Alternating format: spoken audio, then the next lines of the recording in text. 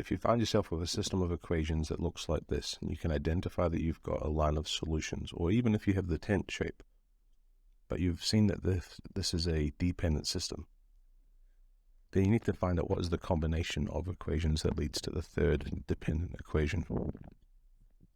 So we can do this by inspecting, but sometimes that's just too hard, and it's not always going to be a whole number. Here's a way you can figure out that combination quickly. I'm just going to open up a new GeoGebra tab, just the regular GeoGebra, not 3D. We're going to start writing equations for the coefficients. So what I mean by that is just these first coefficients of x. Now we're choosing x and y here, but it doesn't really matter. But we're just going to go 150x plus 40y equals the coefficient of the third equation. You can see it's just those numbers down that line. We need to make one more. We'll do it for the y equations. 200x minus 20y has to equal 376. So those values of x and y will be the combinations of equation 1 and 2. So we can find it just by solving this.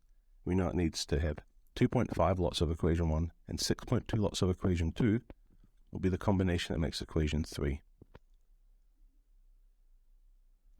So we can test this out just by using a calculator. We'll test it on the z values. So 2.5 lots of equation 1 for the z value is 220, and 6.2 lots of equation 2, which is to multiply it by the negative 15, should give us 457, and there it is. So you can say that this is a dependent system. 2.5 lots of equation 1 plus 6.2 lots of equation 2 will equal equation 3. And that will apply for the constants as well, since it's a line of solutions. But if you look at your 3D graph and you have a tent shape, then it doesn't apply for the constant.